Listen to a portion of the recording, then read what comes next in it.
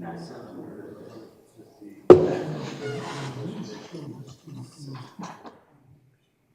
Mm-hmm. Yeah. Yeah. Oh, yeah. I'll try him in the morning, please. Answer before I call. Okay. Yeah, building downtown.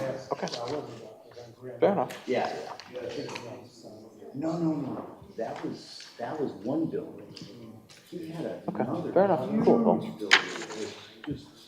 thank you very much. All right, bye-bye.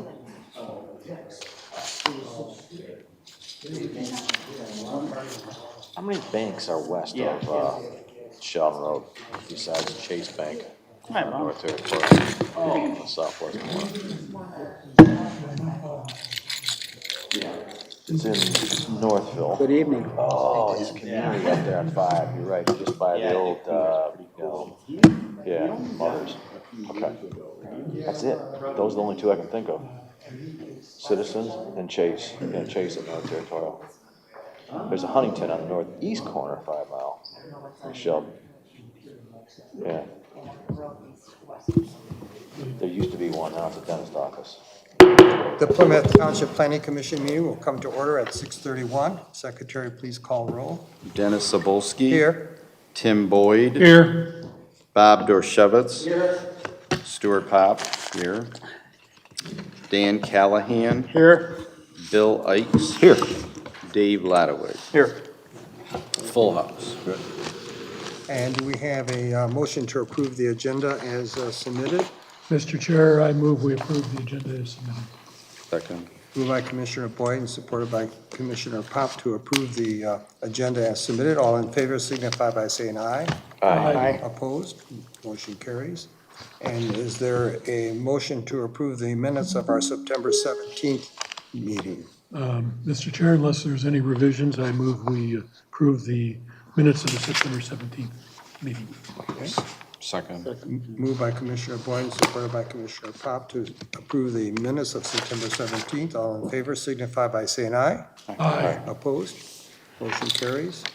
Is there anyone here that wishes to speak on a non-agenda item?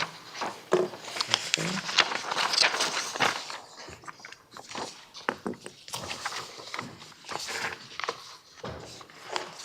On to public hearings. Application 2570, the Michigan Schools and Government Credit Union Special Land Use Request. And who's going to lead us into that?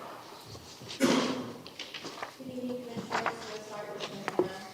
Before you tonight is a special land use application, PC 2570, a request to allow a 3,578 square foot credit union with 3 drive-through lanes on a portion of the former Detroit House of Corrections site. The site is currently vacant and zoned IND Industrial District. Under our zoning ordinance, financial institutions are permitted in this district, but only through a special land use approval. The subject property is located south of 5 Mile Road and west of Beck Road, immediately west of the planned Meyer grocery store site. And the surrounding area consists of mostly vacant or light industrial parcels and commercial parcels with residential and recreation uses located to the north across 5 Mile Road in Northville Township. This review, again, covers a special land use request, and a separate site plan will come forward later should the use be approved. In section 2.7 of the zoning ordinance outlines 6 standards for the special land use review, and I'll summarize staff's findings for each use. So criteria 1, dealing with harmony with the surrounding area. The proposed credit union is smaller and less intense than a typical industrial use. It does serve,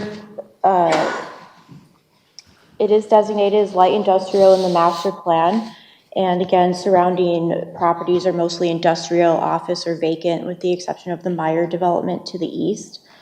And while the credit union is not an industrial use, it does support the business and employees in the area by offering convenient financial services. And again, the future land use map does identify this as light industrial. And while the credit union is a commercial use, it does align with this intent by serving the nearby businesses and employees and customers, particularly those working in the nearby. And it can also be considered to be consistent with the broader vision of the master plan as it supports the employee base, strengthens the tax base, and contributes to a designed and functional corridor along 5 Mile. The site is currently a vacant brownfield, and it's largely flat with some field grass and scattered trees. It's not, and it will include some grading and utility work, but it's not expected to impact the wetlands and floodplains to the south. And a tree survey and replacement plan will be required during the site plan review if applicable. And we do feel that it does meet the intent of the industrial district. Again, it does support those nearby businesses and employees, and in this case, it does provide convenient financial and administrative services to the area.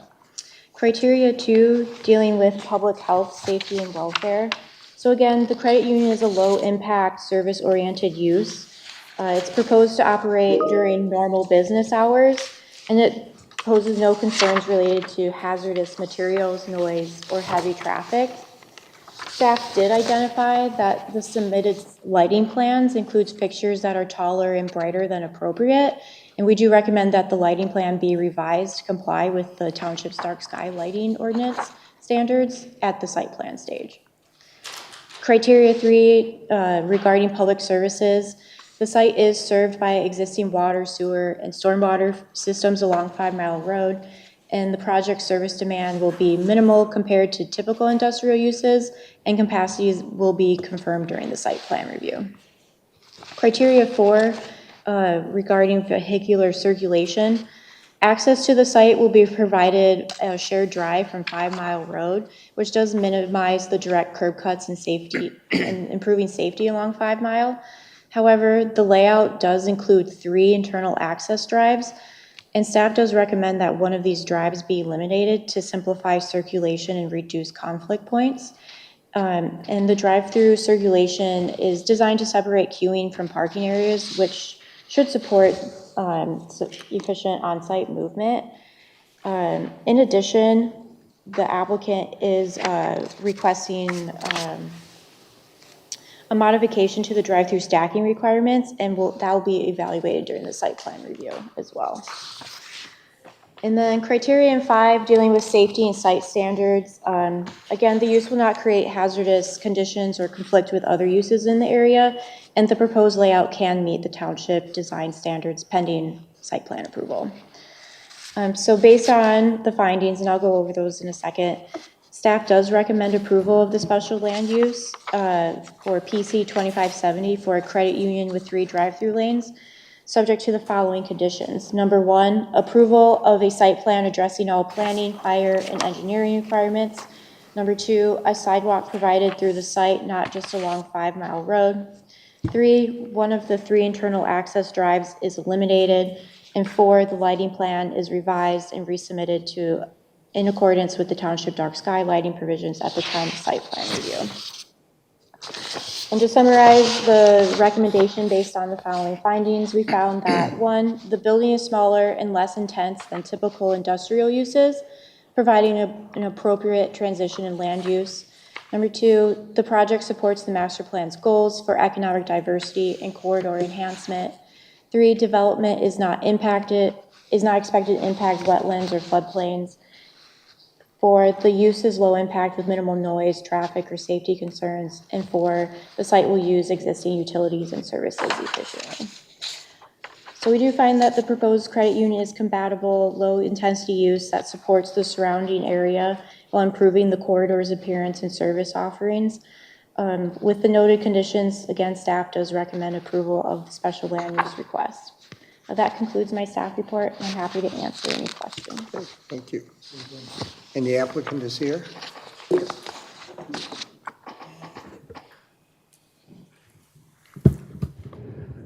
Yes, good evening. My name is Mike Blanick. I'm with the firm Stuckey Vitale Architects, 27172 Woodward Avenue in Royal Oak. And here to present the project to you this evening. The consultant did a great job of explaining our project. Michigan Schools of Government, it has currently, just to give a little history, they have 23 branches right now in Southeast Michigan. They are a nonprofit. They're based in Michigan, you know, a nonprofit with members that they serve all over the Tri-County, actually the Quad area here. Currently, you might know of a branch. There's one in Canton on Ford Road, and then there's another one in Livonia at Farmington and 8 Mile. So this would be like the third branch in the Wayne County district here. So we're excited to put a branch here in Plymouth Township. I can answer any questions. A couple of the comments, the sidewalk, we don't have a problem with that. You know, putting the sidewalk along there, that's fine.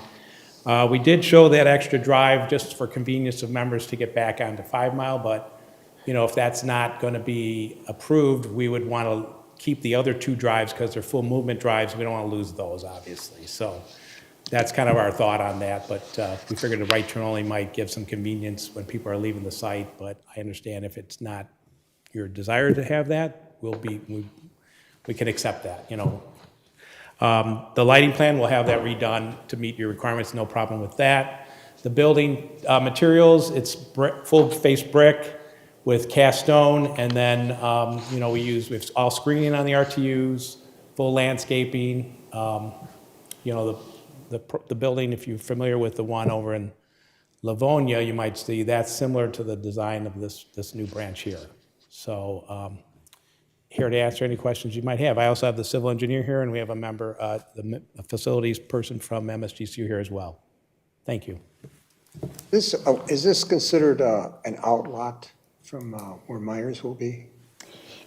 It's not technically part of the Meyer development or the outlot that was allocated as part of that consent judgment.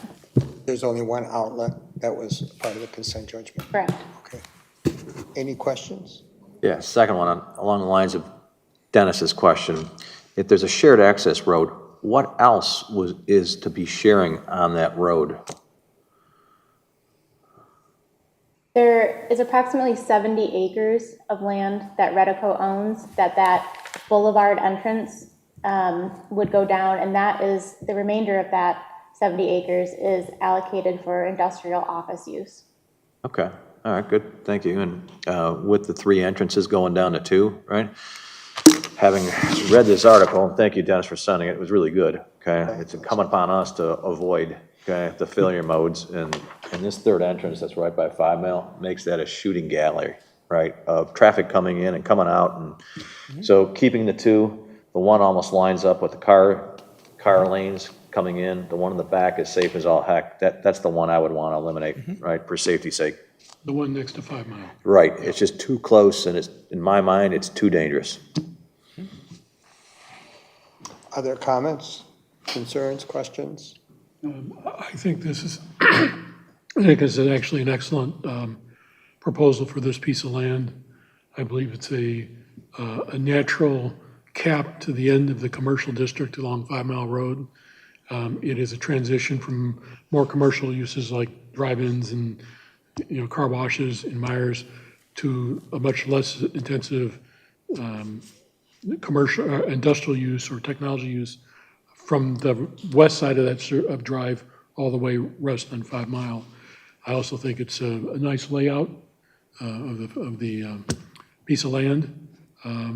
So I think it's a very good proposal all the way around, with the suggestions of the planner incorporated. Yeah, Laura, I know we've talked, when we've been talking about the master plan, we mentioned, would this be, what we are planning that would be the last sort of, I'll call it retail or commercial use? After this, we would stick to the zoning. Okay, wanted to be clear on that.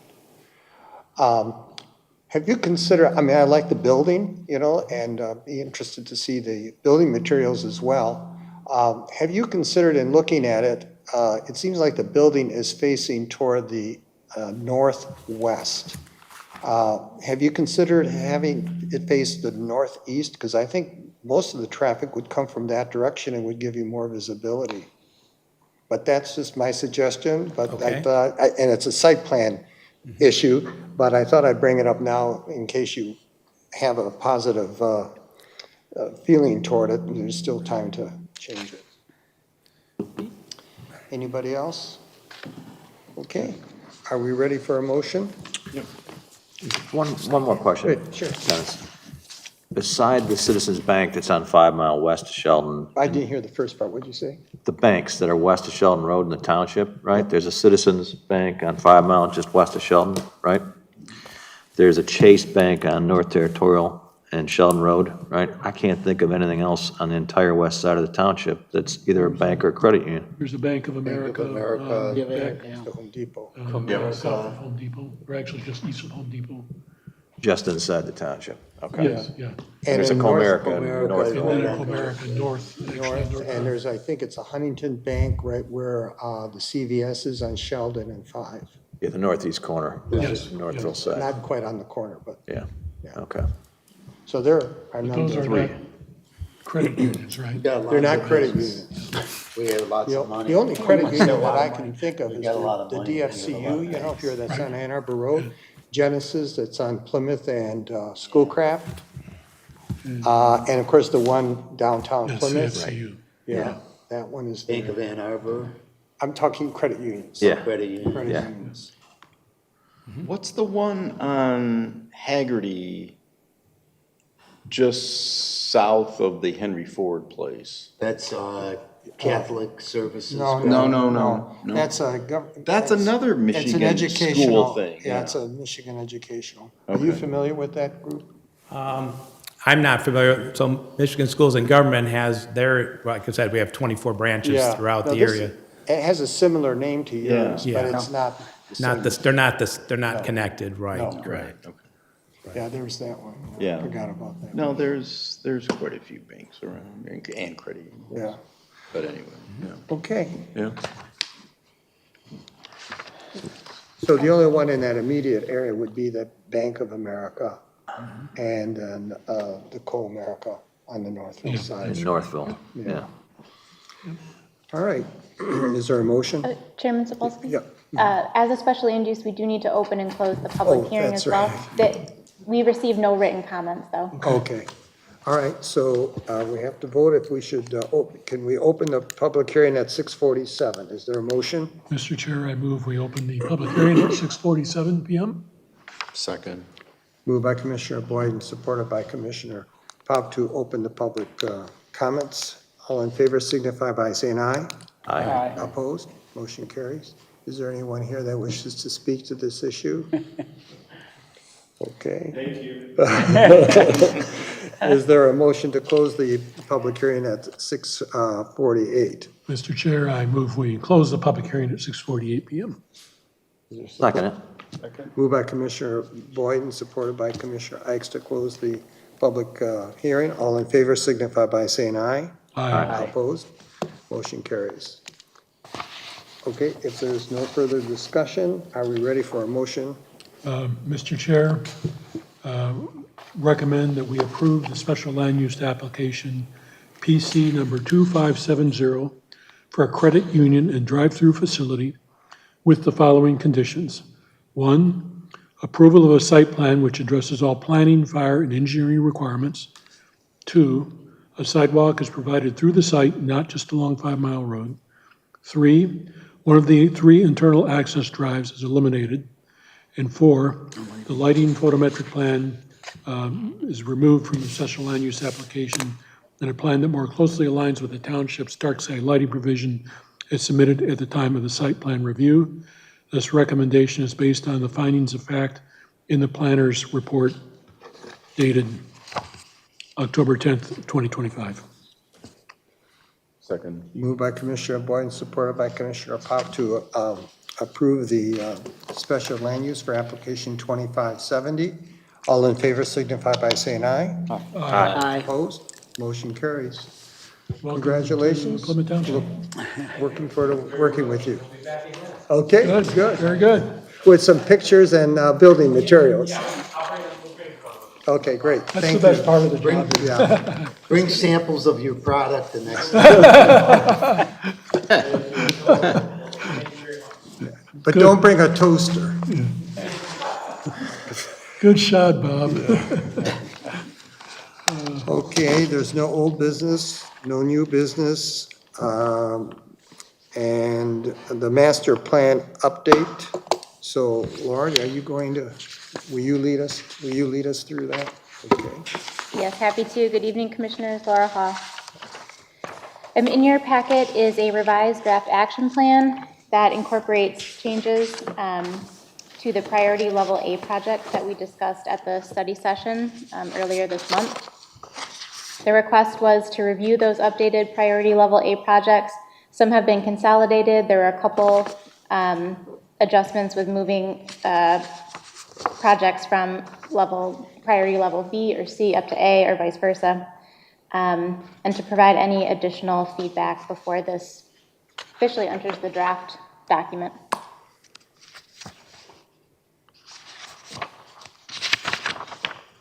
It's not in the online version? No.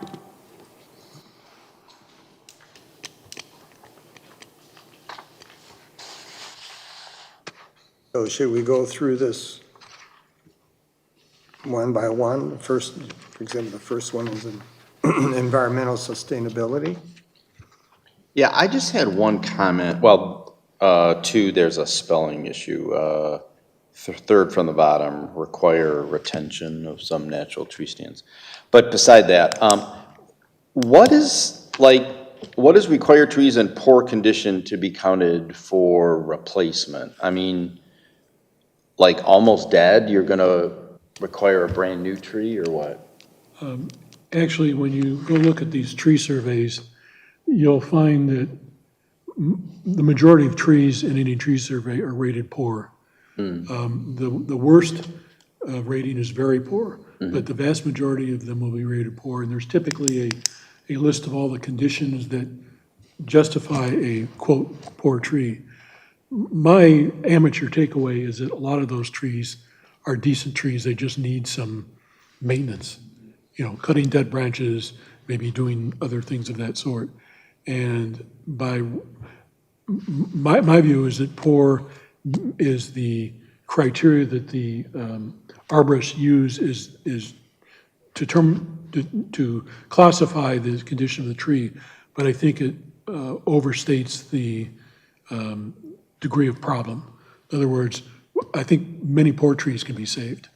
So I wasn't the one that wrote this, but I do support it. I think it's a very good suggestion. Okay, I guess I just didn't know what poor meant. It's a good question, yeah, I mean, I didn't know there was very poor. yeah. I wonder if there are standards that arborists, certified arborists would use. What classifies a tree as being poor? Yeah, typically, they're- even on they're the supposed to. tree surveys that we get from the people proposing these developments, on the tree survey page, there's typically a box that defines what each of those criteria are. Isn't that right,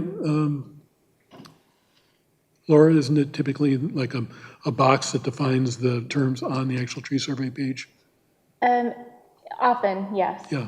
On the full That's what I survey. So we could go back to like the Plymouth Walk and pull that development out, and there's a box that describes each of the criteria. Yeah, it was just, That's a very it good was question. just a comment, because I assumed poor meant like really bad, and it's like, you can't, I don't know. Well, I think you're actually making the exact point, which is that poor makes it sound worse than it really is. Yeah, okay. So, I mean, I don't think poor might mean to me that it could be diseased, or there are major branches that have fallen off, beginning to rot perhaps. yeah, I'm trying to think. I'm not sure diseased would fall under poor. That might be very poor. But you go back and read it, I think most people would conclude that a poor tree really should be saved unless there's some very, bad element of it, which would tend to knock it down into the very poor. But, Okay. I may be. I mean, it's I may fine. be I mean, giving this more credit than it deserves. So we Yeah. probably ought to, just as a part of the process, Yeah. go back and look at what each of the definitions. Well, yeah, that's the only thing that stood out about this whole tree thing was that. And are those conditions, those definition points, are they recognized by I don't know, the National Arborist Society or whoever Yeah. gauges that. I think that they are. I believe the Davy guy told that to me, but again, it's a good question. Would you? To explore further. Can we ask our planning team to help educate us on the definitions, right? Because there could be poor definitions of what a poor condition is. There could be very good definitions. We just don't know any better right now. And consistently applied, not, Yeah, we you know, wanna the make sure. quality of the evaluation should be as parallel to what the professional standards are. And that's why the point here of having it done by a certified arborist is really important. Because some of the tree surveys we've seen have not been done by a certified arborist, as we know. On the same page, Laura, I think grouping all these together in one place like this makes a lot of sense. So it's a good improvement, good suggestion. I like the protection in there. That was good. First bullet point, right? Protect it from construction. Let's get that defined. Let's get the conditions defined. And on increasing the bond amount, can we do any benchmarking to find out what other communities who are way ahead of us have done, right? Because this is the Dale Barnhart suggestion from, I think, maybe a month ago, saying, hey, go after higher bond monies up front, so we're not trying to chase down the road. And will you or someone be contacting the Environmental Leadership Commission about invasive trees and expanding the list that currently exists? Yes, this hasn't been shared with them yet. Whatever changes we make tonight, I'll send to them, and then they can weigh in on, you know, the environmental related items. And those changes would also carry through to the policy, the broader policy the township uses in looking at the invasive trees list, right? Correct. Yeah, good.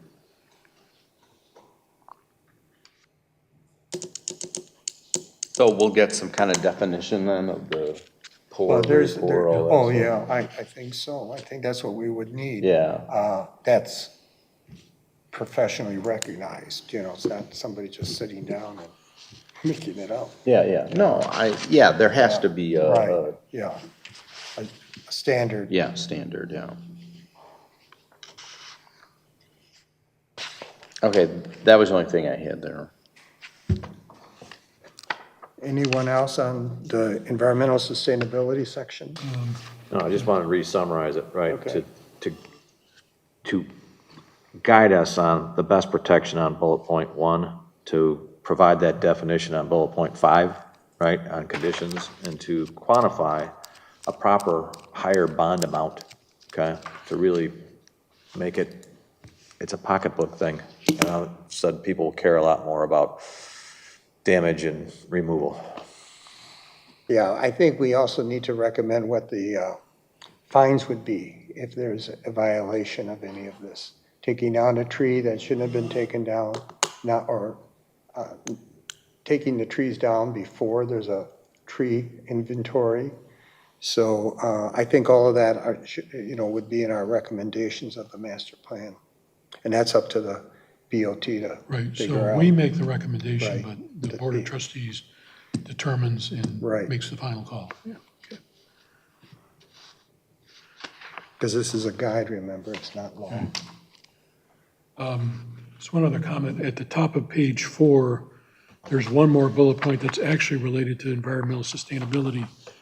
And at first I didn't follow it, but if you go back to page 11, which I think is the last page in the deck, at the bottom, with the 2 asterisks, it's defined what a low LID is, and basically it's a stormwater management approach using natural systems and features to protect the water quality of the area. So that fits in, I think, with this environmental sustainability section.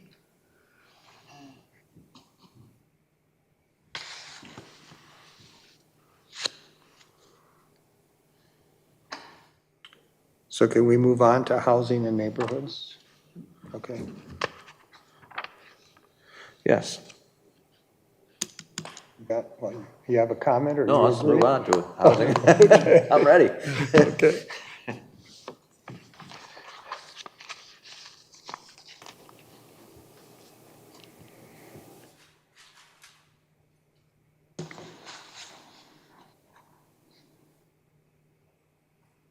I have one, but on the ADU paragraph. This can be read a couple different ways. I'm kind of looking, Laura, for you to define which of these is correct. It says include research and further policy considerations on the prohibition of new accessory dwelling units and under what conditions this might be appropriate.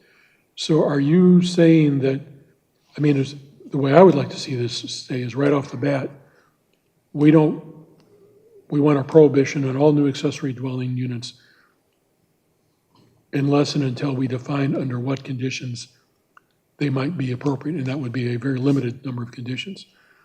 But the other way to read this is to say, we're just recommending that we consider a prohibition of new accessory dwellings and under what conditions the prohibition might be appropriate. So can you clarify which of those two was what you intended in the rewrite here? Maybe we're missing a statement after accessory dwelling units that clarifies what the current situation is, right? That accessory dwelling units are not allowed today. So the prohibition would continue, I Okay. guess, is one So of it would those. just be a blanket statement up front that says ADUs are not allowed today.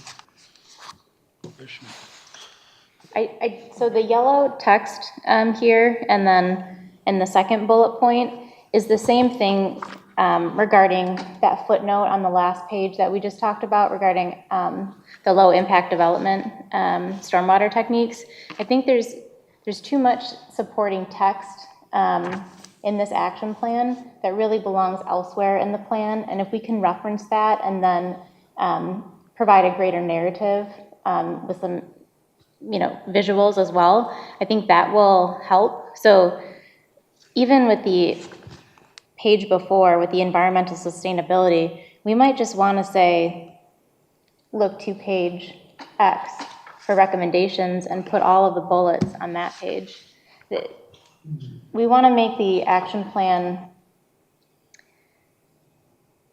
usable, and you kind of need to look at it at a glance, right, and see all the different projects. And I fear that this is getting a little too long. There's a lot of good projects on here, but it's overwhelming and it's hard to digest all of them, all of the near-term priority level A projects at once. So I think that might be a good solution, and then we can go into more detail on some of these topics as much as it warrants and less on others. I mean, do we also want to group some together? Like, there's a number of sidewalk things in A, B, and C. And maybe it's just a thought, because you're right, the list is big. I mean, we could group some of these together. I mean, I don't know. I mean, I think you guys tried to group some together. Oh, yeah. Can we further do that even more potentially? I mean, I don't think there's any problem with grouping all the sidewalk stuff together, but maybe it was split up because you just can't group it all together, Well, I it's think it just. was also a difference of priority. Some of the sidewalk stuff really wasn't a priority, where some other was still important, but not a priority. Yeah, like the sidewalk gaps, make the traffic, on the higher, pedestrian streets, make some of the crossings, more visible, things like that. It's just a thought, because I was thinking, oh yeah, there's a sidewalk, yeah, okay, that's another sidewalk thing. So I don't know, it was just what's going through my mind. We could maybe group this together more, but if you're worried about, well, that's really an A and that's a C and you can't group them together, then that's, obviously we can't group as many together, but I still think there is some further grouping we could do if the size of the list is an issue. Well, if you see items like that, you can note those and share it with us. Too. Okay. Or here, if we're going to get into it here. Yeah, I mean, that kind of stuff's fine to send through email, right? You can. Probably the best way would be Laura, to have those comments sent to you, and then you can Just, vet those out. And okay. Okay. To go back to page 4, though, Laura, I would be okay with you putting the yellow text, in the backup area. I think that's a good suggestion. On page 1, however, I think there's some pretty hard-hitting points there that I would like to see right up front, and I don't want to run the risk of somebody missing some of those points by failing to go back and look at the backup. So generally, I agree with your idea, particularly on page 4, but on page 3 on the tree piece, let's just be very careful not to lose the hard-hitting ones right up front. That's just my view. I agree with you.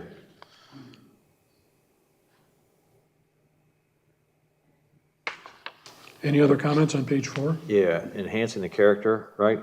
I love it. This is a do and don't, right? Something I'd love to see us do more is what Laura's been working on with Sarah Bissell on the tree program, right, for the neighborhoods. At the entrances, right, it really helps a lot of the neighborhoods look so much better, right? So if there's a way to enhance that, whether it's funding or whatnot, man, I'd like to include that because that does enhance the character since this is a tree city. It's really a tree township, right? If that's what you're seeing when you drive in, then that's a lot better than a sign with a light and a couple shrubs. Wait, I'm sorry, I missed it. You're saying. So we have a tree have trees program here. Instead of the sign? No. You gotta have a sign. So Hidden Creek is Hidden Creek, and Beacon Hill is Right. Beacon Hill, and Right. Glenwood is Glenwood, right? And so on and such forth. But we have a tree fund here, and it's funded by the trees that get pulled out, right? So I'd love to see the township enhance that funding in a way so more trees can go in, so more neighborhoods and HOAs that are asking for trees get approval. That's the intent, and that falls underneath enhancing the character of existing single-unit neighborhoods. But tree- we the tree don't have fund- any money for that. Right now, no, but if we create the bond money to make penalties bigger, Bob, maybe 2, 3, 5 years down the road, we would. It's an interesting point, because there's another recommendation by the Environmental Leadership Committee further on in this document that we look at a township-funded recycling program or something of that ilk. Let us not forget that one of the very top things that came back in our resident survey was that low property taxes are a key reason people want to live in Plymouth Township. So when we do our master plan, I think we've got to be really careful that we're not recommending actions that would cause us to have to increase property taxes.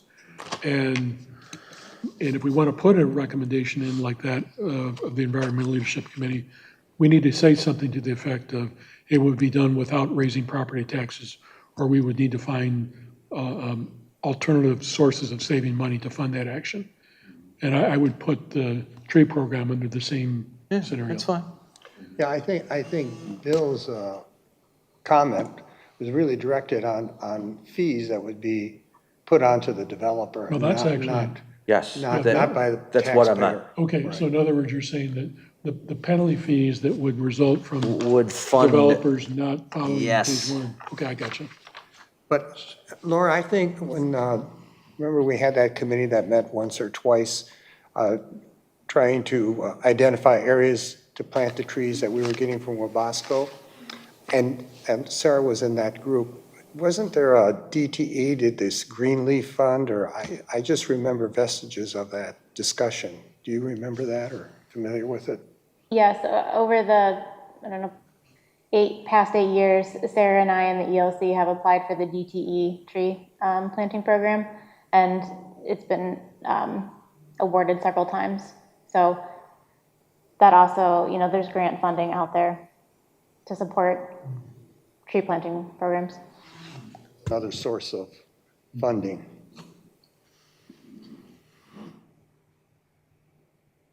Our subdivision, Fox Point, this year, we've benefited from the tree program probably half of the entire years it's been offered.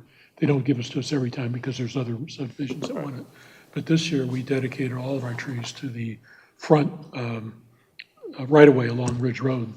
And Sarah made a comment to our people that she really appreciated that approach because it is a visual benefit to everybody that drives down Ridge Road, not just the people inside our subdivision that go up to the common area. So it's a good point. It's a great thing that the township does. I can't stress that enough. And I know they have way more applicants and requests than budget and quantity of trees to pass out, right? So when you take out invasive trees like Hidden Creek did, and you put the 7 that we got all up in the front, you see them as soon as you drive in, and it replaces what was taken out with something that's good and healthy instead of something that is bad for surrounding neighbors' trees. So there's a big star there for people working on that tree program. It's a winner. On page 4, the bottom is mobility and transportation. This kind of summarizes the points we made at our last meeting and the other feedback that we provided. Is everybody okay with the revised version here?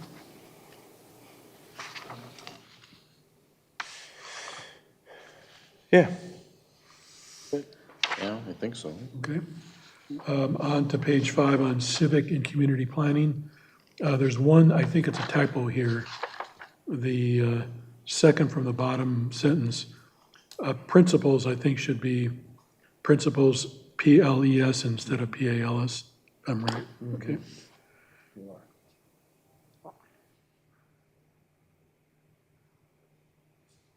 Any comments on the rest of page 5? Okay. Moving on to page 6.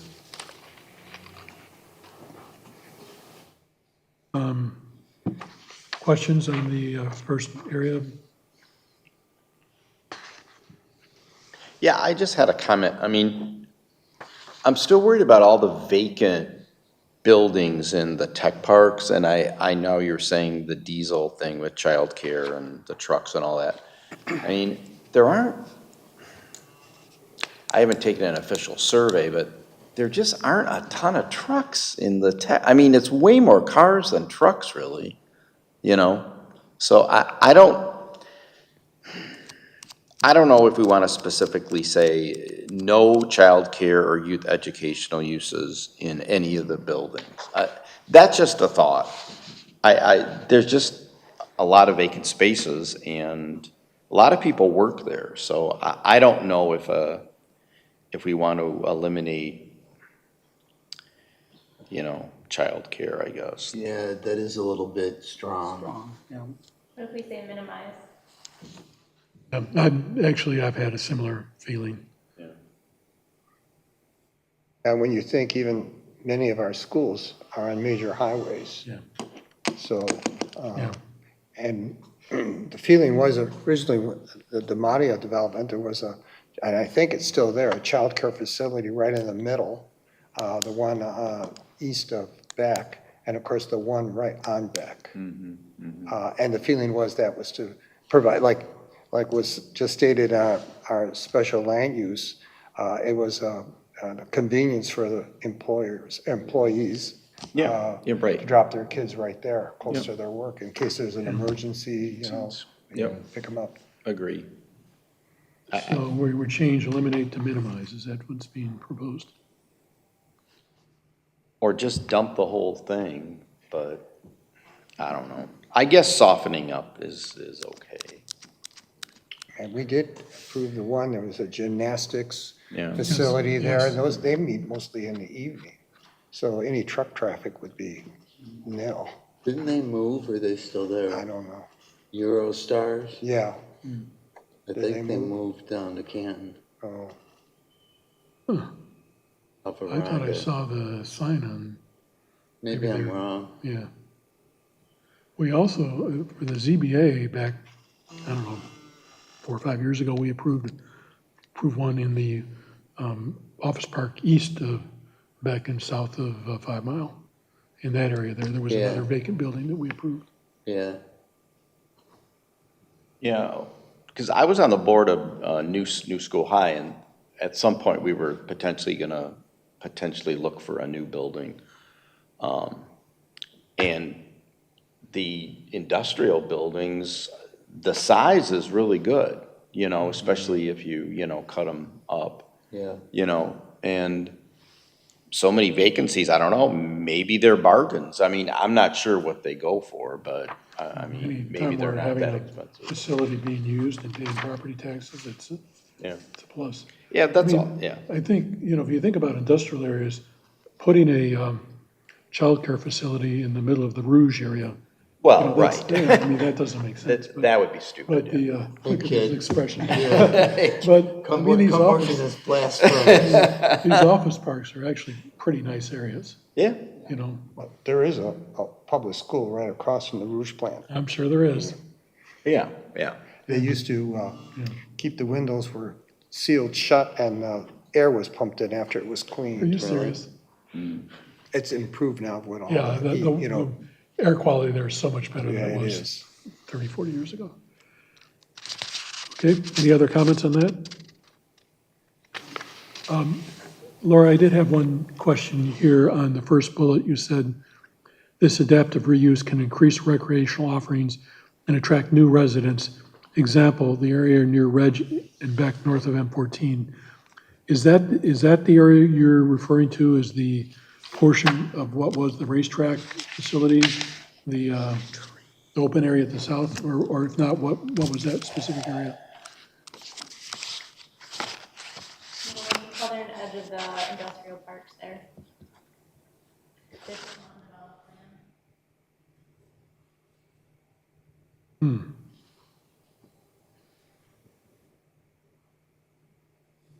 That's part of the existing plan, or it's proposed, or?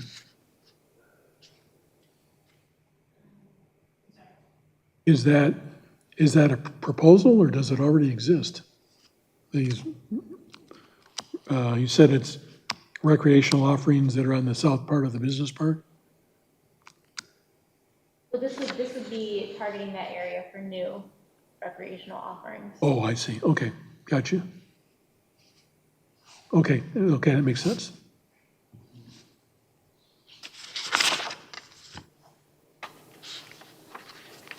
Any other comments on page 6?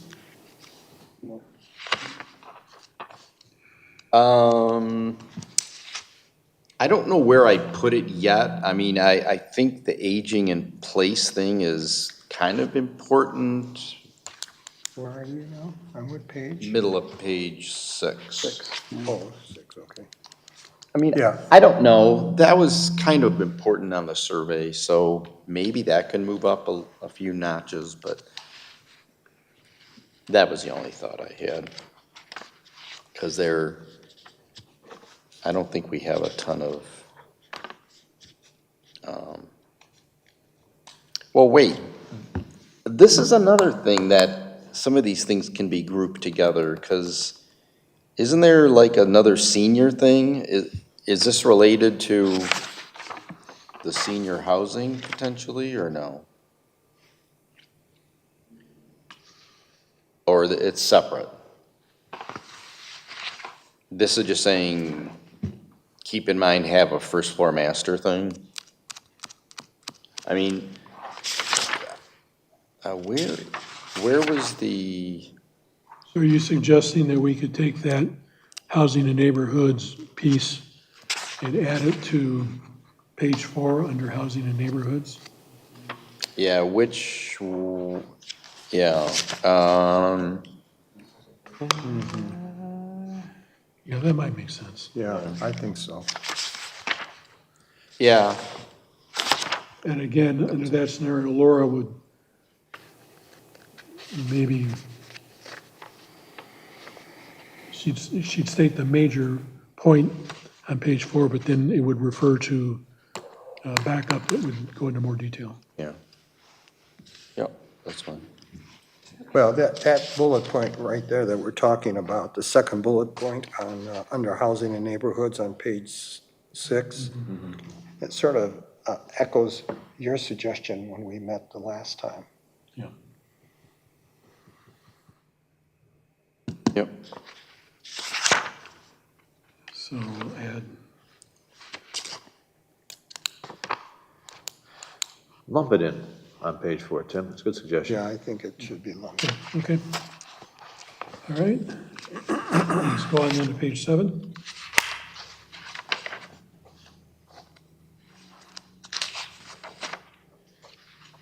Any comments?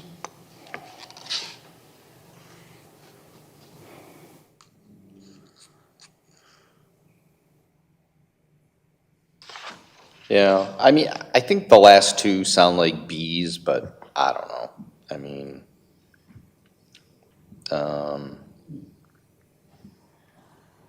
They do. but yeah, I mean, maybe the As are, we need more As. I mean, there was a few Bs I thought that potentially could be As. That's why I mentioned it, so.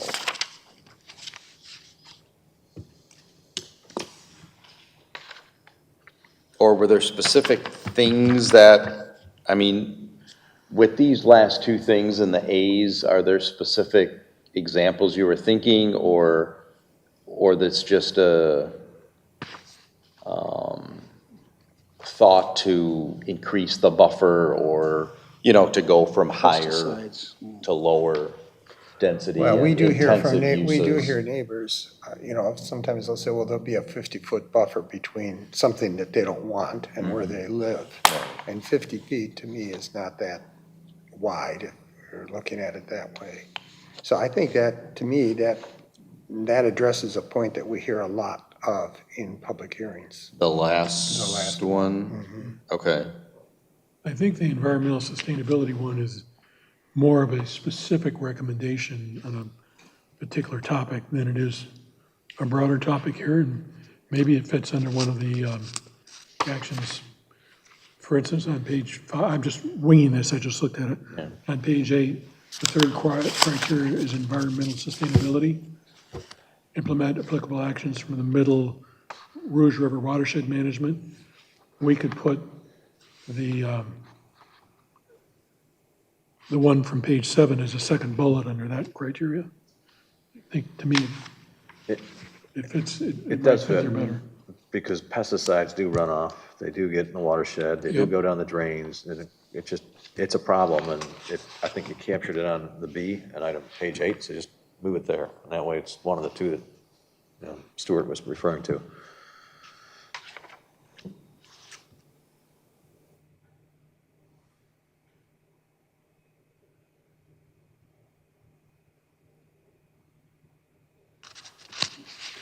Okay, so page 7 is the last of the priority level A projects.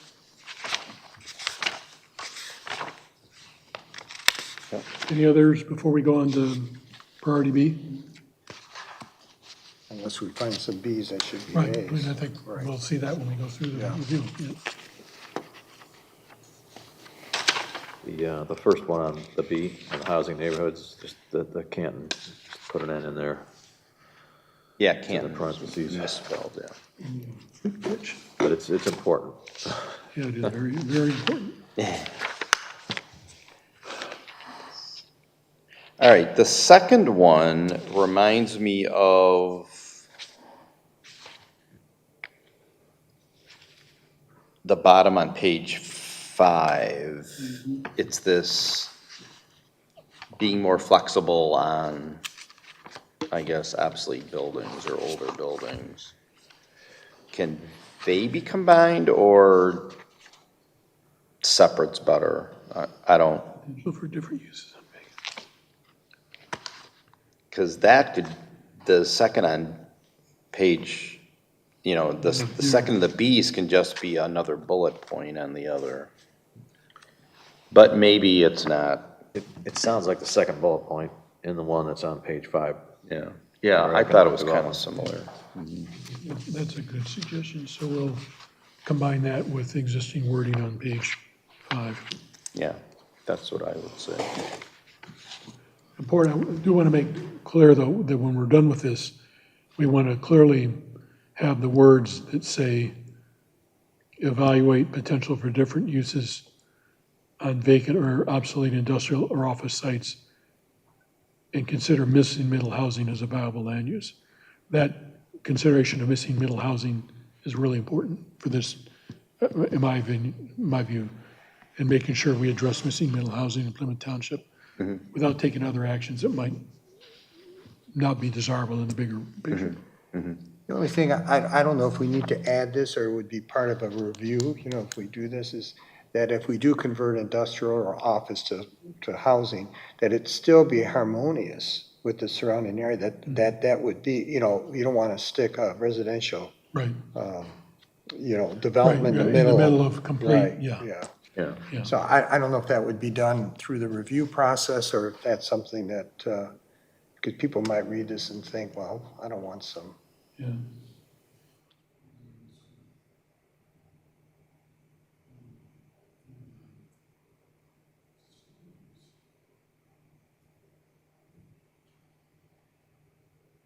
I mean, the poster child for this recommendation was when we were talking about the site at the southwest corner of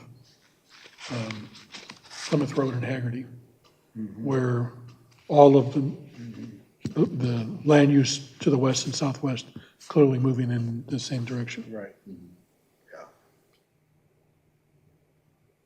You mean turning more residential? More Yeah. residential, yes, turning away from industrial. Yeah.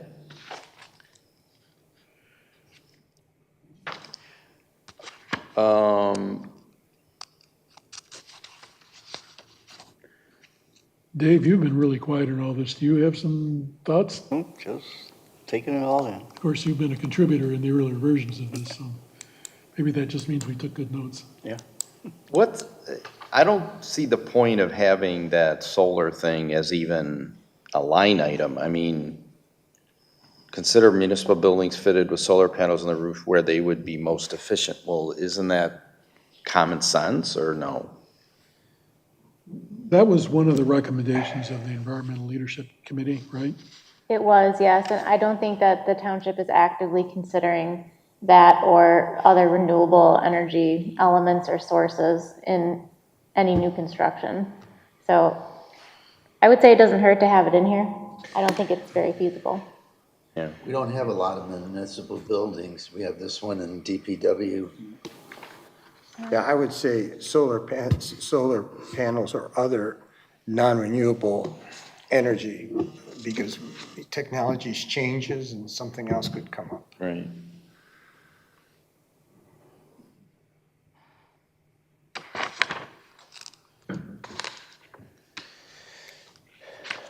Where was the wording on that again? Which page? It's on page 8. At the bottom, second to the bottom. Okay, yeah, okay.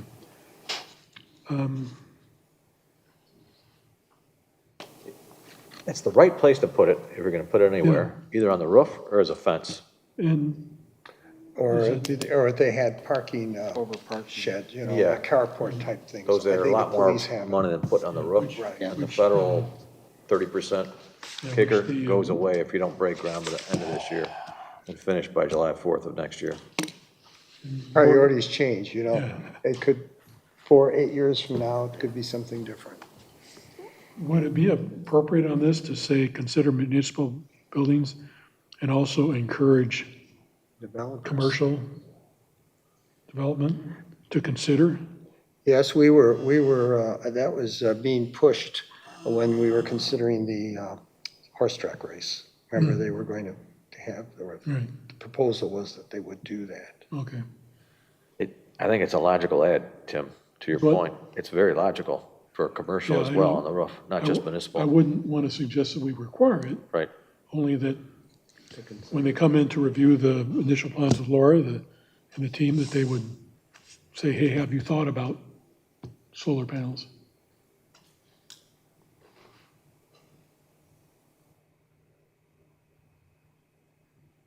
And that would address your comment, Bob, about not having very many municipal buildings to put solar panels on.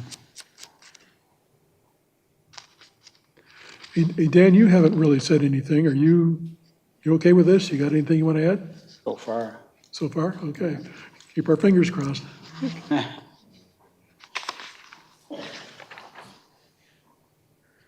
Move on to page 9.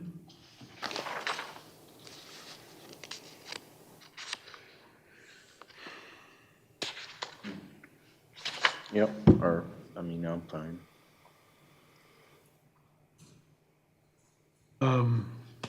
This is the third one down where I talked about the township-funded community waste.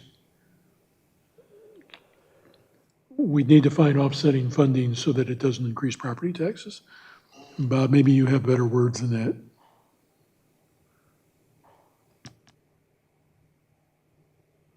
Has there been any follow up on, in Lake Point where they're doing that, recycling their household waste?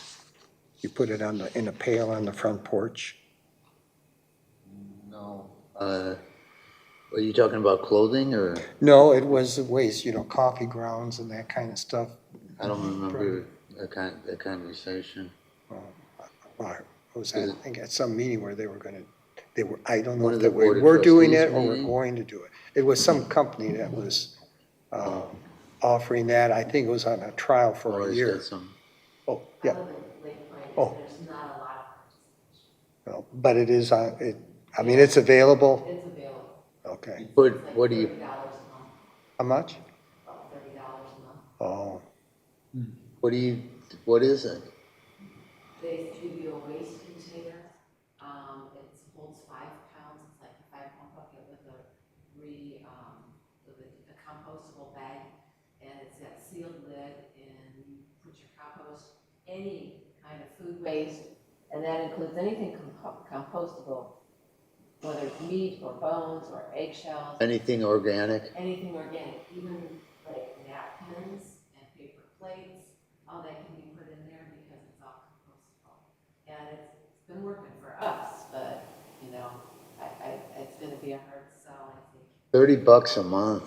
And they're looking at cheaper ways too. I just got an email asking if we would be Not that willing price. to, like, if they just I'll take throw it the on my stuff from neighbor's the lawn, bucket, $30 a wash month. it out, and then if it may not $10 off, so making it $20 a month. and don't you get some free We get the stuff? free compost. Yeah. I think we get 2-5, we only do it every other, they pick it up every 2 weeks for us, because we didn't have enough waste for 1 week. We get 2 big buckets of compost, which you can put in In your garden? Yeah, already turned back into dirt and stuff like that, so. It's a really good program, and, it'd be nice if they had more, day of collection curbside, but I think our contract doesn't expire with the trash until 2 more years, so. So it's a pilot thing at this point, isn't it? Pardon me? It's a pilot pilot. thing, right? Yeah, That's what I think- remember. I think with other communities, they've had it more successful, but, Lake Point, I think there's a dozen of us, maybe 20. But I like it.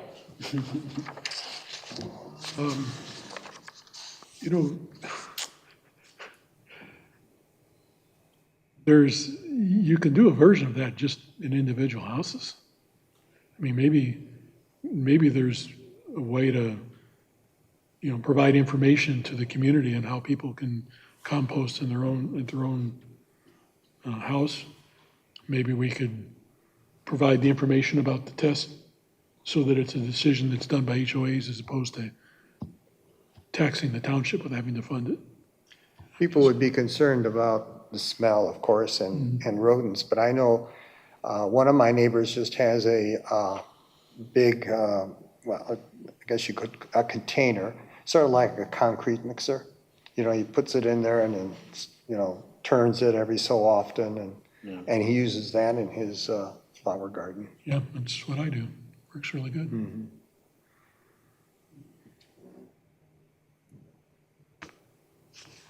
Okay, then the second one, minimize the proliferation of auto-related uses, drive-throughs, auto repair.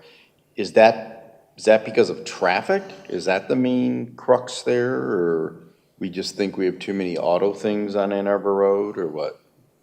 Well, they generate a lot more traffic. Conflict points, if you will, because they're drive-throughs, cars are coming in and out.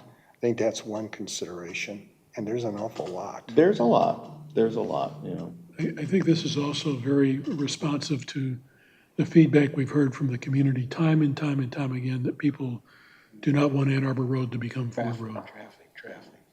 So. But best ways to make that, hopefully prevent that from happening. That's the major commercial road, It could be commercial if it were better planned or improved. I mean, the commercial we already have on it, we're not gonna go tear down the buildings. No, I It's just know. saying any additional things that come along. I mean, I believe somehow we need to be responsive to the community's concern about Ann Arbor Road not becoming Plymouth Road, or not becoming Ford Road. And if this isn't the right wording, maybe we need to come up with something else that addresses it. But I believe that's a key concern of the community that we need to address in the master plan. I'll send you a image, I'll send it to you, and I sent it to the planning department, but I can send it to each of you, where I did my own little mini study on Ann Arbor Road from Sheldon west to the entry point to the apartments behind Kroger. And there are like 22 or 23 curb cuts. Wait, from Sheldon? Road west to the apartment entrance behind Kroger. It's on both sides of the streets, right, Dennis? Both sides of the Because the street. condos, yeah. Because of the Speedway, No, because of not the Little Caesars, No, because of the gas station, the gas stations, and then, FedEx. and it's not just that area. I mean, I just, I concentrated on that. But when you look at the other area, and this is in the city, so I didn't include it. But if you look in that area, like from where the AT&T building is, going eastward, you've got the chicken place, you got that. There are a lot of curb cuts there, one right after another. Yeah, there are. In fact, there it is right Yeah, there. sure. There's many. And you see the numbers? Did the numbers come through? Yep. Yep, Okay. Oh, yeah. 23. Yeah, You 23. got on there. And then you see, I measured it on Google, how many yards that is, and then how many yards just to Sheldon, the short distance were. And there are a lot of conflict points there, as you know, when people are trying to make a left turn, and they're trying to get, you're going straight, people are trying to get into Kroger's. That's a big problem right there. I go there every day. I know. I think, most of us do, so. Yeah. No, the traffic's heavy. But I like the Kroger there. I don't want it to be in Canton, but I want the Kroger here. We're So, not suggesting that we take it out. I mean, it got expanded. I mean, Yeah. we just can't have a I bunch think, of parks. I think the key word that Laura wrote in here is proliferation. Right. So let's say, I mean, most of them are on the city of Plymouth side, Ann Arbor Road, okay? The Plymouth Auto, the Midas, right? If you go to the township side, right, I think there was maybe one. There's that stretch of them. Yeah, There's Bell Tire yeah. is one. That's there. the shopping center just west of Bell Tire. Bell Tire is a new, or an auto thing next door to the old Wendy's. There's It used to be a Midas. and then there's the auto detail shop next to Manus. There's auto, is it Auto One there? Is it, what auto parts store next to the bank? And there's a gas station. There's 5 in that block. How's there only 3? Well, I was looking at auto repairs where you're parking cars to get mechanics turning and wrenching and Well, you get less traffic with that than you do with And you a can, parts store and a gas station. and you can cut the car dealerships too, because they're service stations, really. It's not just going to buy a car. yeah, they got hoists. The Jeep Chrysler. It's on both sides of the road, township and city. Stuart, if we emphasize the word proliferation to minimize the proliferation of them, does that make you any more comfortable with the idea, or is it still causing heartburn?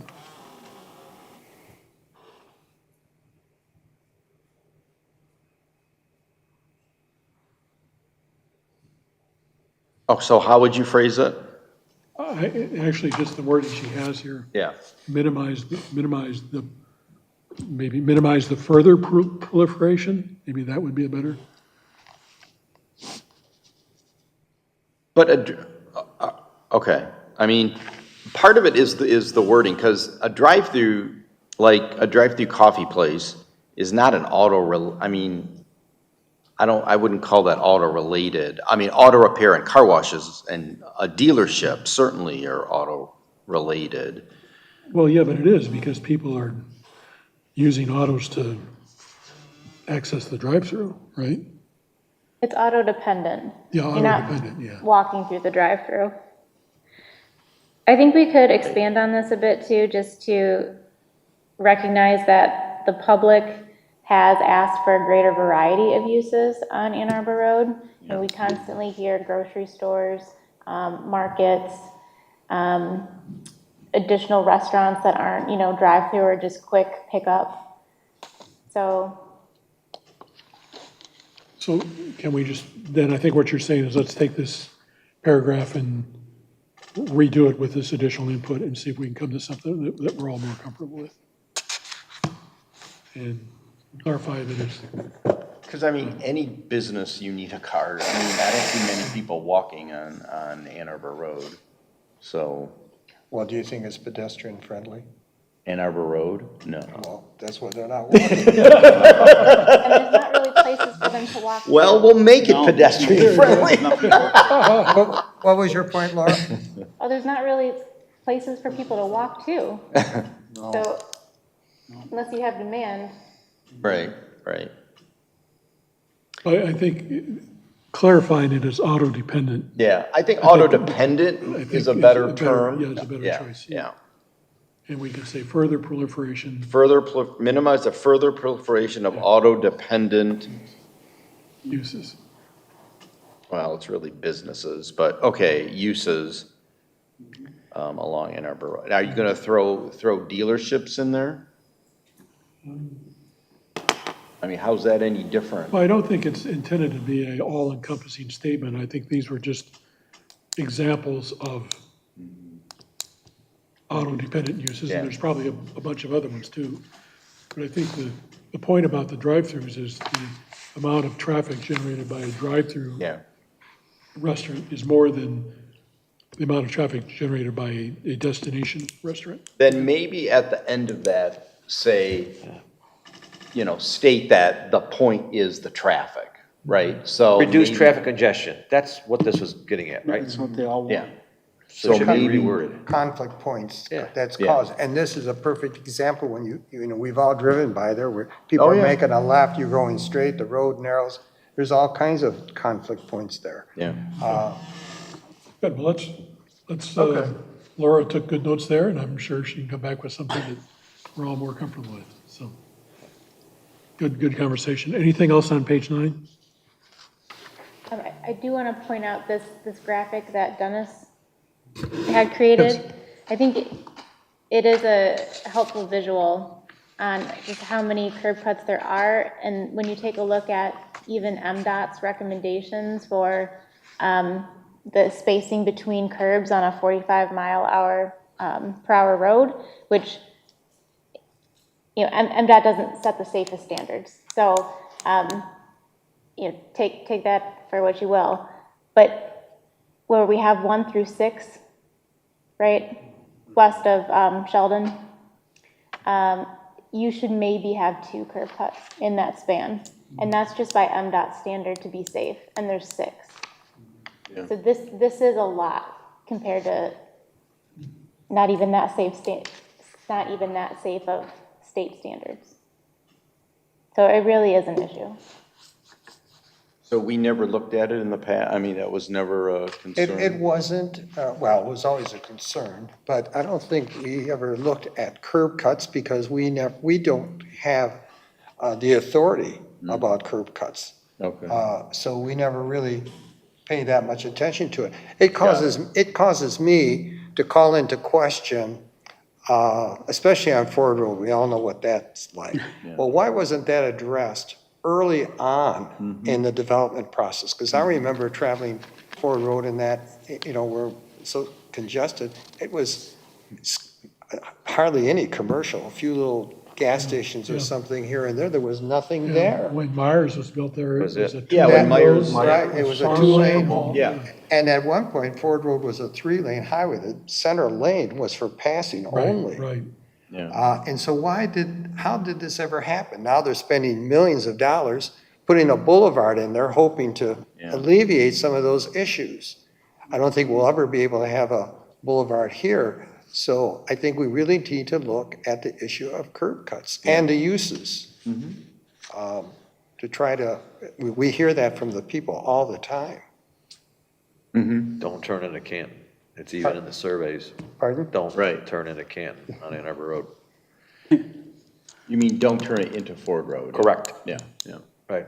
And that project we approved today, there was no curb cut out. That was the beauty of it. The credit union. And we have to, we should be more sensitive to that issue. Right, so I think 5 Mile Road will look better than Ann Arbor Road in the end, I would think. But it's not gonna be as busy either, so Well, we'll see.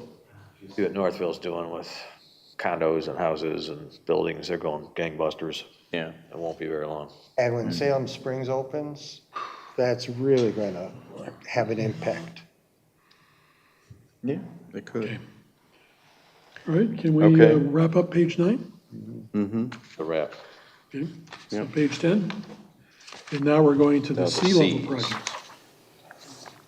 Gosh, we're making progress here, folks. Oh, great. That's a 0. 10. 11.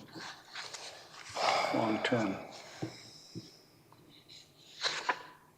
So the first one, prioritize industrial and high-tech developments, I mean, versus what? I mean, Distribution. versus distribution. Warehousing. Okay, I see. Storing equipment on land. Okay. Just storage, yeah. It doesn't add jobs. Good example, Yeah, at Plymouth Walk, directly across the railroad tracks, there's a bunch of gravel trucks back there. That's an industrial use. yeah. So, distribution, warehousing, Okay. No, storage. that's fair, now that I know what Yeah. the versus was.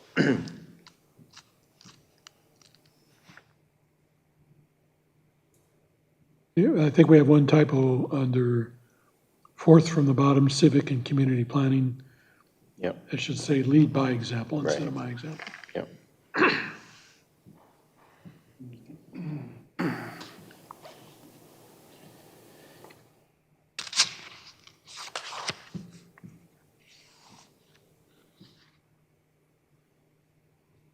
Should we be looking, I'm asking Laura this question, should we look, we've talked about this in the past, but should we be looking at parking standards again?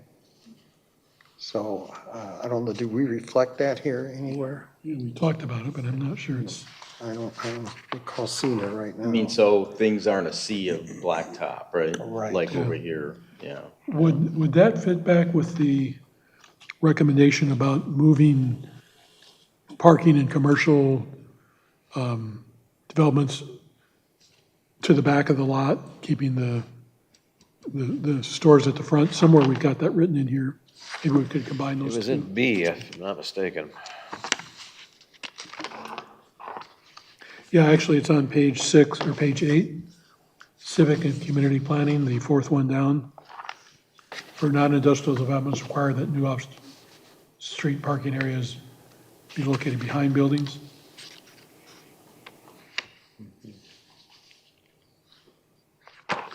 So we could amend that to include the proposed revised parking standards. So would that capture it, Dennis? Yeah. Yeah, okay. Or revisit. That also improves their walkability. I'm thinking again about Ann Arbor Road. You're walking across, we spend a lot of time looking at the look of the building, and then we stick it in the back, and then you got all the cars parked in front of it. Is this, Laura, again, asking your expertise here, is there a track record that when, in commercial developments, business developments, when the parking is pushed behind the building, does that impact the success of the enterprise in any negative way, or is it?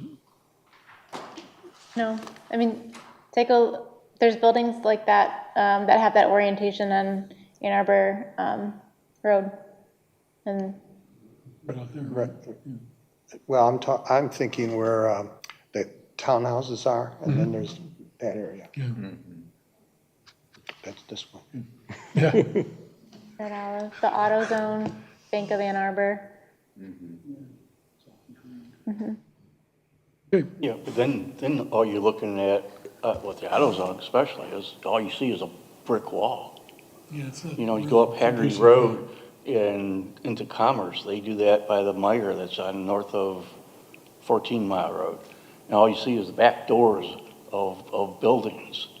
I mean, I think Yeah. I'd rather watch cars or see cars Yeah. than the back doors. Yep, And, so would I. and then they receive everything between the buildings and the road. And they have the dumpsters or the garbage cans between the building and the road.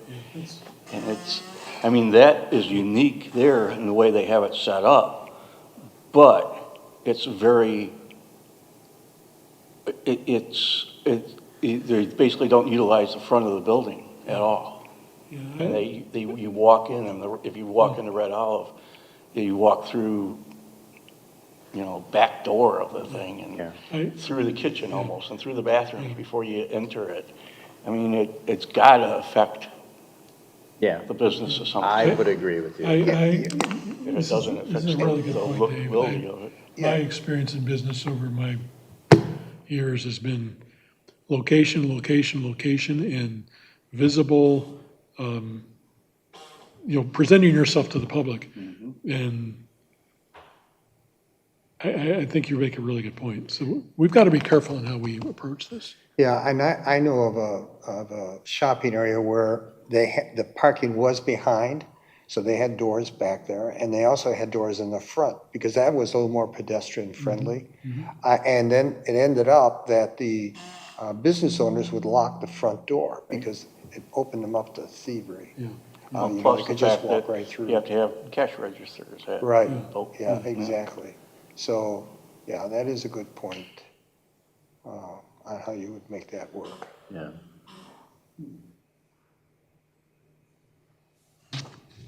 Okay.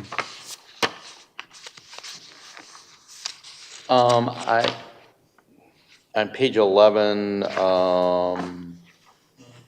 the third one down, mobility and transportation, explore opportunities to connect neighborhoods to one another via pedestrian pathways. I think that is really cool. I think that should not be a C.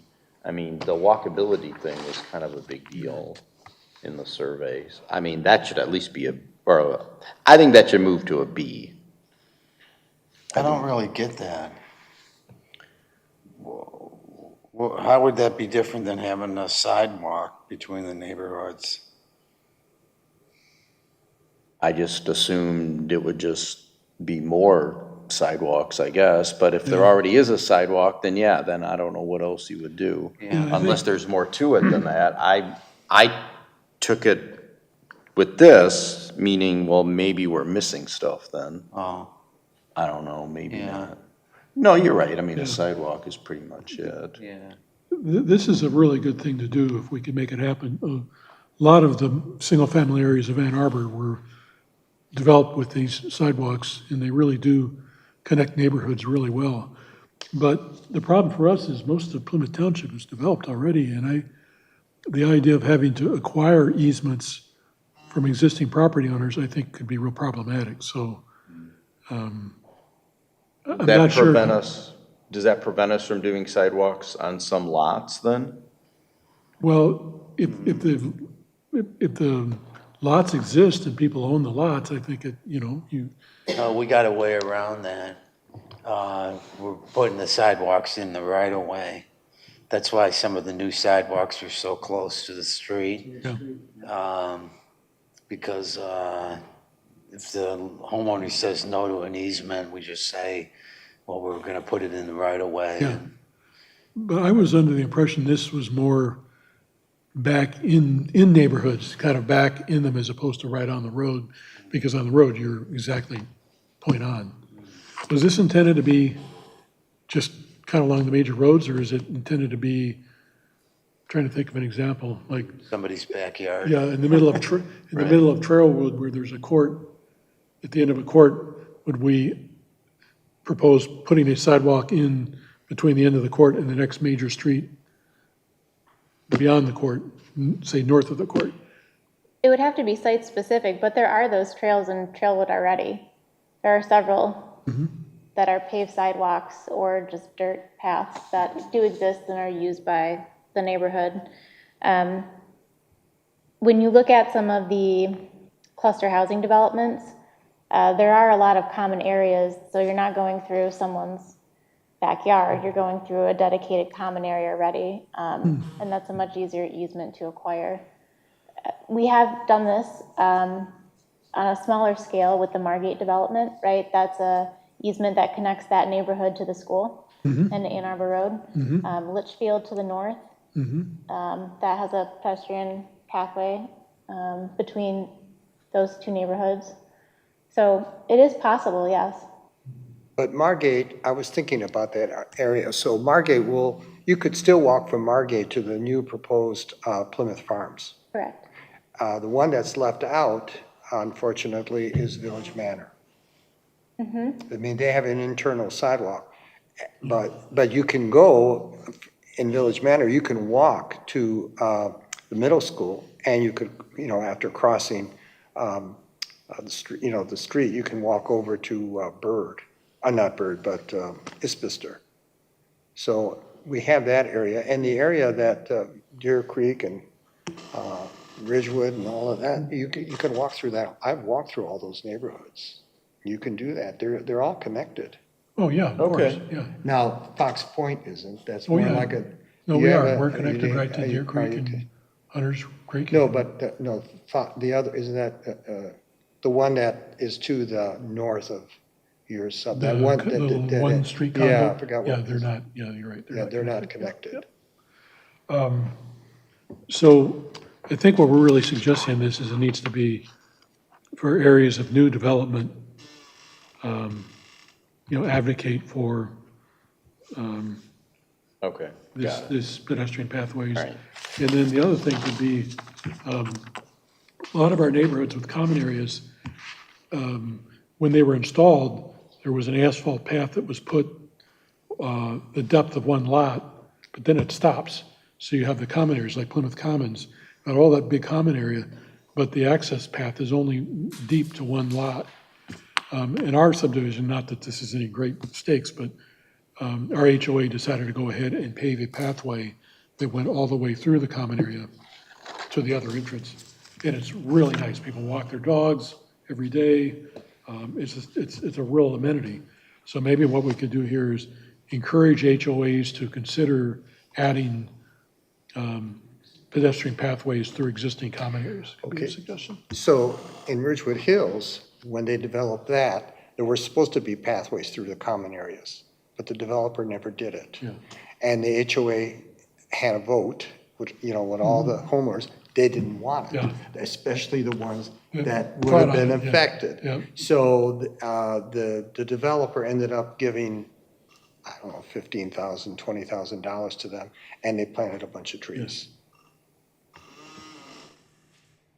It's interesting, in our subdivision, I know there were some people that didn't like the idea, and I was probably one of them, because I backed to the commons, but it's been a great amenity, everybody loves it. So, anyway, We'll take a vote on it. yeah, no, let's don't. Just, it's a way to address this, but provide a little bit more detail, Stuart, to your point. Okay, anything else on page 11? I had, Tim, one thing on page 10. If you go to the bottom, fourth from the bottom, civic and community planning, it says lead by example. That might want to be lead by. Is that supposed to be a BY? Yeah. Lead by example. Already mentioned that. Yeah, Yeah, didn't we mention that? Okay, yeah, good. Oh, I missed that one, sorry. All right. Okay. Good, double check. Taking Okay. siesta. Yeah, no, I was looking and reading stuff on page 11 at that There you point. go, yeah. Sorry. So we've been through the entire action plan. We have some minor revisions, which Laura will do for us, but basically this is getting close to completed work. Do you want to talk about this article that, Yeah, why don't we? I have one question, though, about the historic character, which I don't think there's any historic character at all, but don't say that. I know. Well, speaking of that, does anyone know what's going on with that, with the llama house, with the, the mushroom house? I mean, it's a shame if that gets torn down. I mean, it's a pretty unique You're thing. talking back in Ann Arbor Trail? Yeah. It was, I mean, they tried to rent it, they tried to Yeah. sell it, I don't know. And It's an odd Tarantino owned parcel. it, and it Yeah. was trashed. Pardon? It's Tarant- trash? Yeah, it was. Oh, Did they tear it down? No, it's No, there. it's still there. No. He sold it though, so I'm not sure who owns it now, but it's all trashed inside. It can't be, it's gotta come down. They'll just knock it down, okay. Right. No? Yeah. There actually is history in Plymouth Township, and Dennis's publication from the Historical Commission is really quite interesting in some of the. Did you get the older homes on- publication? I read it, but it's Well, like, how can you say there's no history? it's a handful of homes is all it It's is. a barn, man. Okay, I'll There's have, a barn somewhere, I'll yeah. have you, I'll have Wendy Harless call you. I know. I went on a tour of the oldest home in Plymouth and Plymouth Township, which is the one on North Territorial with the barn. So that's one, yeah. I mean, there's always a repair guy there, it seems like. But, I mean, it's like 5 or 6 homes, Yeah. It's a lot more than that, wasn't it, Dennis? What? It was a lot more than that. There's a lot more than There's that. There's more. one on Ann Arbor Trail that was a Civil War veteran over there. Wendy and Jack Dempsey did a lot of research on that one. It's in the book. You could Yeah, I read mean, about it. If anything, we need to figure out a way to get the story out to a wider No, audience. I think we need to. I mean, that's why I was pointing this out, really, because it's like, enhance the understanding of Plymouth Township historic character. But, I mean, Well, you're I don't know what You're breaking my heart. no. I was That's your saying, stance. what? That's your stance, so live with it. No, I'm saying I like We could this. we could make things up. I mean, who's gonna prove us I wrong? mean, we have the mill where, that's been completely refurbished. And that guy's working on the other one that's in the city. We had the Battle of Plymouth and the War of 1812. You did? No. That's Monroe. I don't think it got this far north. Okay. Okay. Let's to kind of wrap this up, can we agree that we're done reviewing this version of the action plan? Okay, and then let's go on, Dennis, to your Well, no, comments on, you raised this up. I just printed it up. okay. I mean, You I wanted read me it too. Okay. Yeah, you Okay, lead it. sure, okay. My only point here is that some of you all have missed this because you're relatively new, but over the last maybe 3 or 4 or 5 years, there's been a real push at a national level to address housing issues in major metropolitan areas. And what's happened is, and again, this is not really applicable to Plymouth Township at this point in time, but we need to be aware of this. There's been a push to basically set aside single-family housing and push in much more dense housing developments, 4 or 5-story apartment buildings and so forth. And this is particularly interested in because in California, there was a new law passed at the state level that basically said that in 8 metropolitan areas in California, the state can go in and overrule local planning commissions and basically rezone single-family housing areas that are nearby to major transit hubs. So railroads, subways, the mass transit areas in Southern California. But what's really interesting is the local communities, including some of the mayors of these democratic cities, which typically this is a strategy that is endorsed more by Democrats in general than Republicans, although there's some Republicans who are tied to builders and so forth who support it too.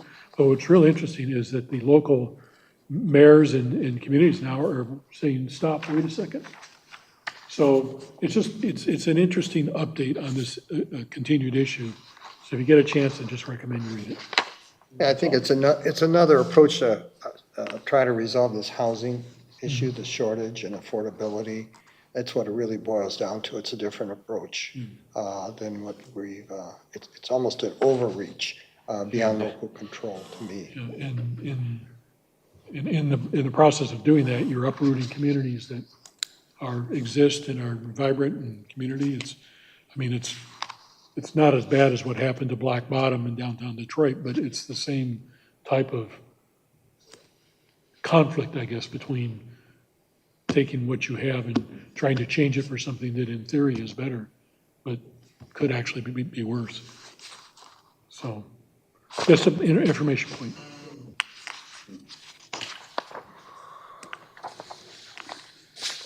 So you have what you need, Laura, after this review? Okay. I do. I did want to bring up the feasibility of having a November study session on the 5th.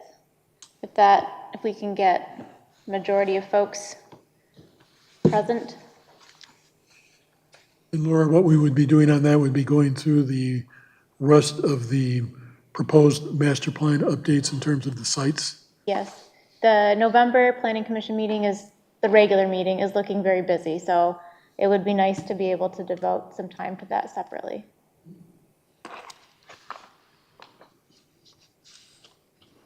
Is there a date we're trying to get this done by? Are we trying to get it done by end of the year or what? No, what is it, the March Okay. trustee meeting? Yeah, it's gonna bleed into next year. The supervisor has a revised schedule, so once signed off on it, then I can share it.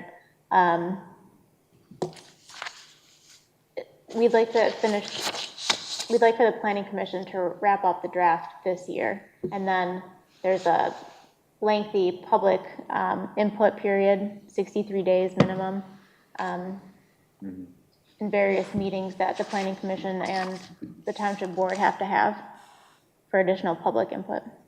So that would happen next year. Early next year sometime. Okay. So there'll be a November meeting and you expect the early December one too then? Yeah, okay. And that meeting, our regular meeting, I'll call our business meeting, is the second Wednesday. of Oh, the right, month. right, because of Christmas, yeah. Okay. Yes, the 10th, December 10th. So that's a yes for November 5th, right? Can everyone make it? I think I don't think I can, but continue on without me. I can. I'll miss you. November 5th? November 5th, yes. my wife is having surgery on the 3rd, but depending on how that turns out, I'll make every effort. Okay. You want to look at a different date? No, let's just keep it on the 5th. Well, I'll find it. If it's an issue, I'll find a resolution on my end.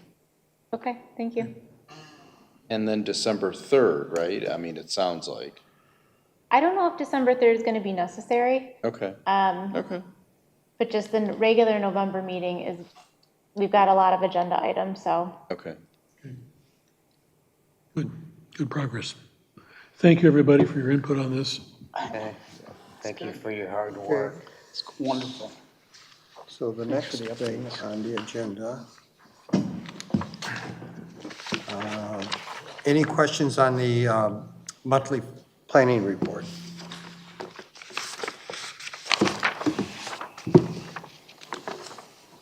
No questions, comments?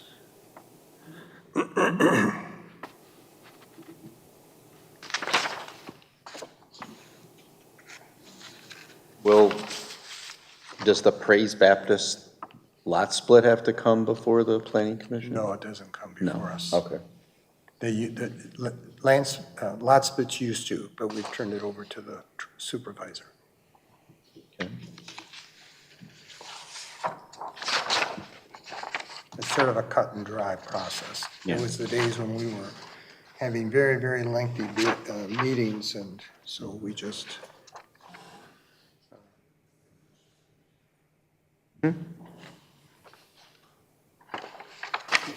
If there are no questions on that, any comments from the commission? Yeah, I have one. Last night, we had, with respect to the Elk Car Wash property, the applicant had filed a motion in the circuit court to have the judgment set aside. And we filed an opposition to that motion. And so last night, the Board of Trustees took it up in a closed session, and when we came out, we voted to continue to oppose that, setting aside of that judgment. So that probably means that it won't happen. It doesn't necessarily, it's not for sure, but so that's a blocking point for the Elk Car Wash, and I think that makes a decision easy. Okay.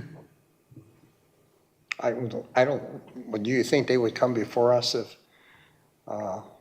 sometime before the court is going to make a decision? The court makes the decision on this? The court makes the decision on this.